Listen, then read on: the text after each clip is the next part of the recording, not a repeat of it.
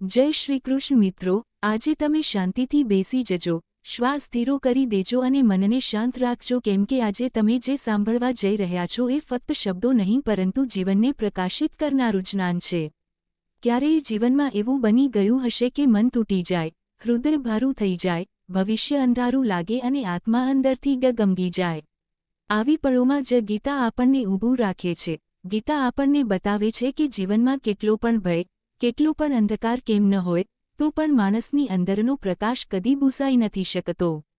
અર્જુન યુદ્ધના મેદાનમાં ઊભો હતો, એક વિરુદ્ધ પરિસ્થિતિમાં, જ્યાં પોતાના જ લોકો સામે લડવાનું હતું, શરીર કંપતું હતું, હાથમાંથી ધનુષ છૂટી ગયું હતું અને આંખોમાંથી પાણી વહી રહ્યું હતું।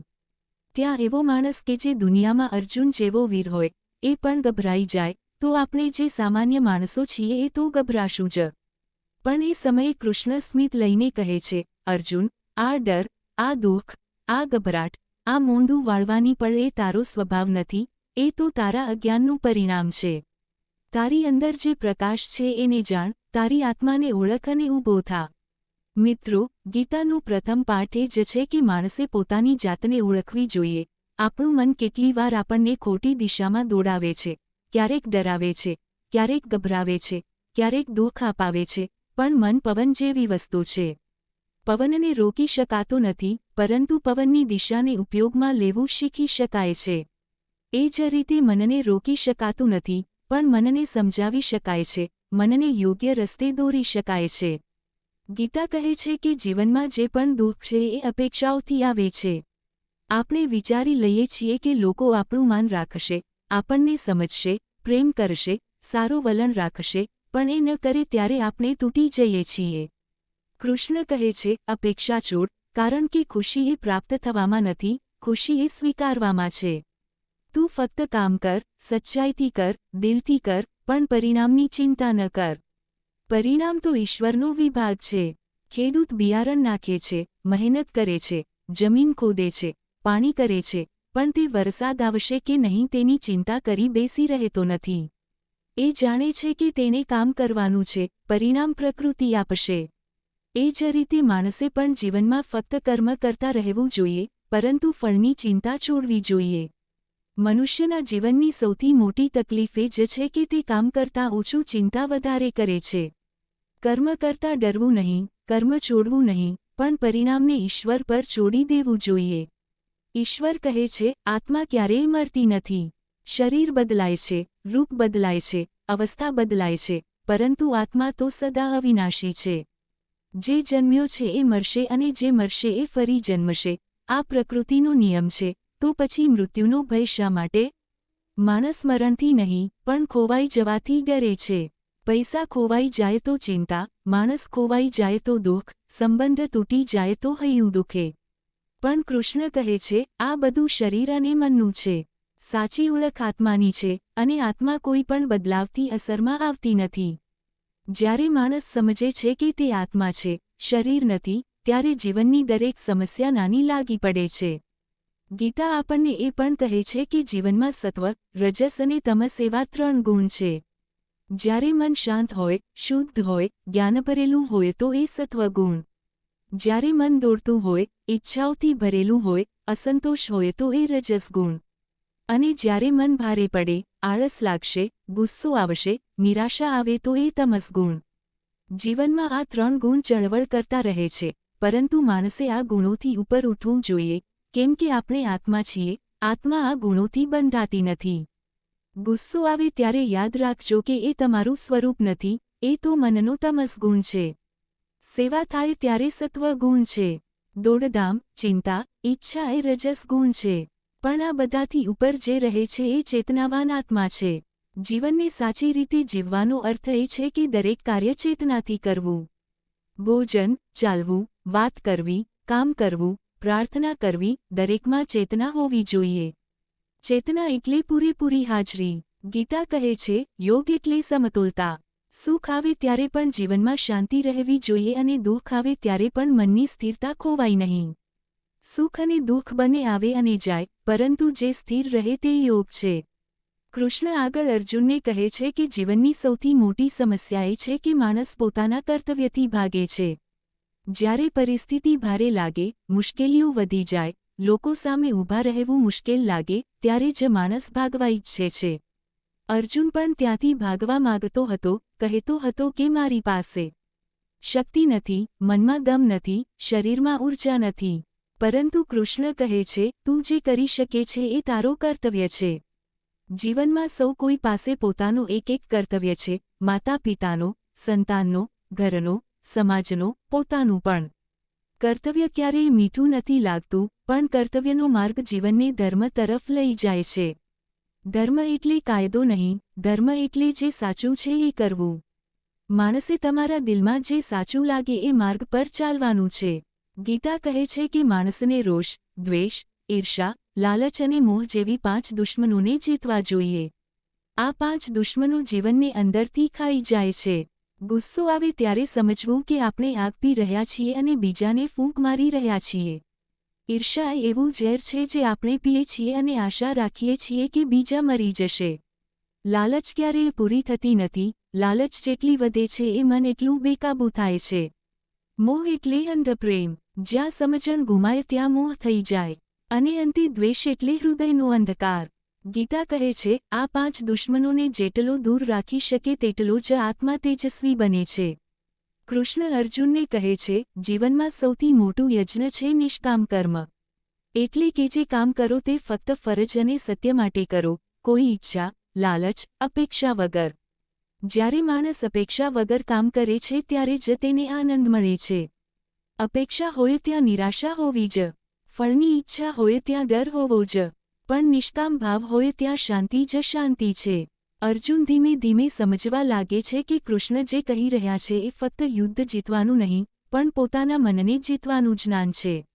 ગીતાનું સાર એ છે કે જીવનની દરેક પરિસ્થિતિમાં આપણે સ્થિર રહીએ, ન્યાયને પાળીએ, સત્યને પાળીએ અને આપણું કર્તવ્ય નિષ્ઠાથી કરીએ. કૃષ્ણ જીવનના રહસ્યોને વધુ ઊંડે સમજાવે છે, કહે છે કે આ શરીર ફક્ત એક વાહન છે, પ્રકૃતિ ફક્ત એક મેદાન છે, મન એ એક સાધન છે, બુદ્ધિ એ એક દીવો છે અને આત્મા એ દીવામાં પ્રગટતો પ્રકાશ છે. જે સુધી માણસ પોતાનાને શરીર માને છે ત્યારે સુધી તે ડરતો જ રહેશે. પરંતુ જે માણસ પોતાની ઓળખ આત્મા તરીકે જાણે છે તે ક્યારેય નડતો નથી, તે અંદરથી મજબૂત થાય છે, તે જીવનના દરેક આઘાતને શાંતિથી સહન કરે છે. ગીતાનું જ્ઞાન માણસને અધૂરું નહીં, પૂર્ણ બનાવે છે. જીવનમાં આવતા દરેક દુઃખ અને સુખનું મૂળ આપણા ગુણ અને કરવામાં છે. જો સત્વ ગુણ વધશે તો મન શાંત થશે, નિર્ણય સારો આવશે, હૃદય નિર્મળ બનશે. જો રજસ વધશે તો ઈચ્છાઓ વધશે, તણાવ વધશે, ચિંતા વધશે. જો તમસ વધશે તો આળસ, અંધકાર, ડર અને નિરાશા વધશે. માણસે સત્વ ગુણ વધારવા જોઈએ. સત્વ કેવી રીતે વધે? સત્ય બોલવાથી, શુદ્ધ ખોરાકથી, સારા વિચારોથી, પ્રાર્થનાથી, સારા કાર્યોથી અને ઈશ્વર સ્મરણથી. જ્યારે મન ઈશ્વર તરફ વળે છે ત્યારે સત્વ ગુણ વધે છે. કૃષ્ણ કહે છે, અંતે સમર્પણ કર. સમર્પણ એટલે હાર માનવું નથી, સમર્પણ એટલે લડતા લડતા પરિણામ ઈશ્વરને સોંપી દેવું. માણસ જ્યારે ઈશ્વરને કહે છે કે હું પ્રયાસ કરીશ, પણ ફળ તારી મરજી, ત્યારે જીવન સહેલું બની જાય છે.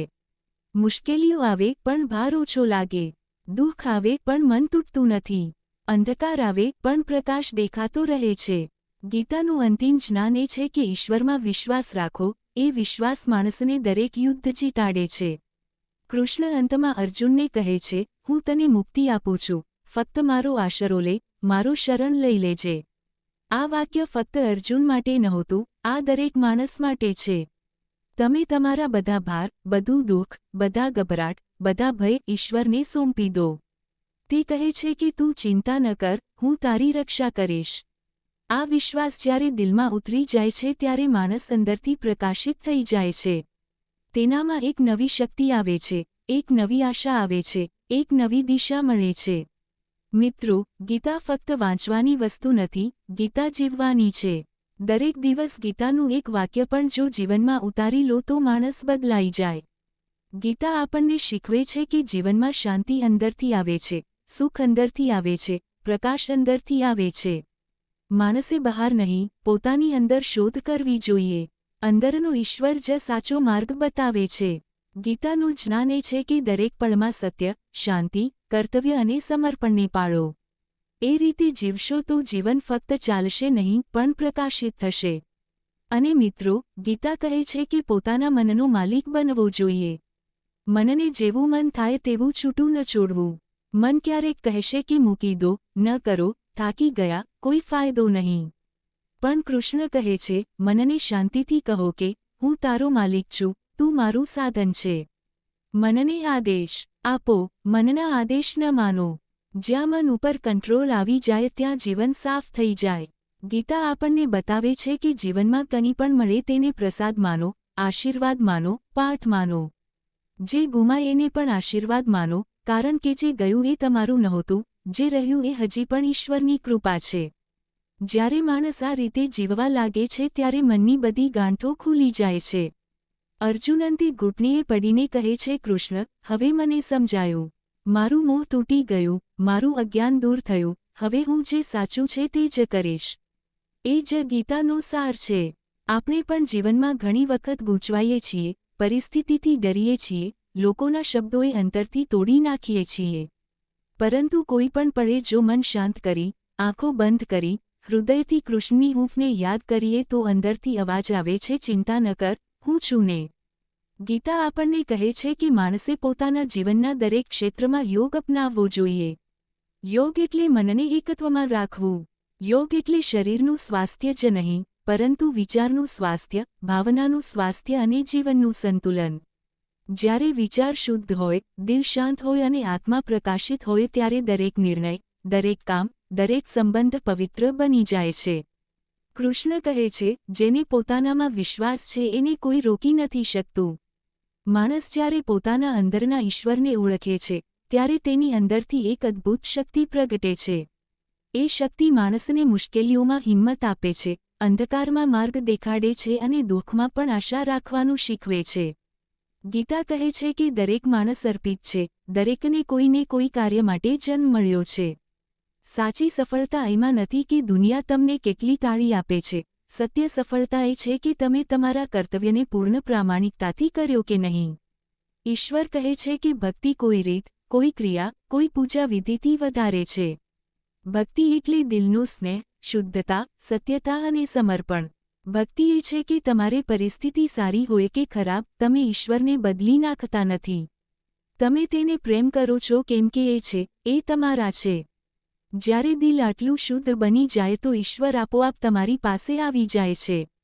મિત્રો, જીવનમાં 3 વસ્તુ યાદ રાખજો. પહેલું, કર્મ કરતા રહો. બીજું, પરિણામની ચિંતા ન કરો. ત્રીજું, ઈશ્વરની શરણમાં રહો. એટલું કરવાથી જીવનમાં ક્યારેય ભાર લાગશે નહીં. કૃષ્ણ યુદ્ધના મેદાનમાં અર્જુનને જ્ઞાન આપ્યું, પરંતુ એ જ્ઞાન માત્ર યુદ્ધ માટે નહોતું, એ આપણા જેવા દરેક સામાન્ય માણસના જીવન માટે હતું. ગીતાનો દરેક શ્લોક આજે પણ એટલો જ જીવંત છે જેટલો 1000 વર્ષ પહેલાં હતો. કેમ કે સત્ય ક્યારેય જૂનું પડતું નથી. સત્ય સદાય છે. અને ગીતાનું અંતિમ સત્ય એ છે, મારા પર વિશ્વાસ રાખ, તારા બધા દુઃખો હું દૂર કરી દઈશ. મિત્રો, જો તમે જીવનમાં કદી ગભરાઈ ગયા હો, એકલા લાગતા હો, દુઃખથી ઘેરાઈ ગયા હો, તો યાદ રાખજો. કૃષ્ણ તમારા હૃદયમાં બેઠા છે. તમને જોતા છે. તમારી સાથે છે. તમે જરા એક પગલું તેમની તરફ લો, તેઓ 100 પગલાં તમારી તરફ લેશે. અને અંતે, ગીતા આપણને એ માર્ગ બતાવે છે જે માર્ગે ચાલનારને ક્યારેય ભટકવું નથી પડતું, એ પ્રકાશ બતાવે છે જ્યાં પહોંચનારને અંધકારનો ડર નથી રહેતો. જીવનમાં જો આ જ્ઞાનને તમે સાચે સમજશો, એને રોજિંદા જીવનમાં ઉતારશો, તો તમારું જીવન ફક્ત બદલાશે નહીં, પણ પ્રકાશિત થઈ જશે, દિવ્ય બની જશે, આદરણીય બની જશે. જય શ્રી કૃષ્ણ.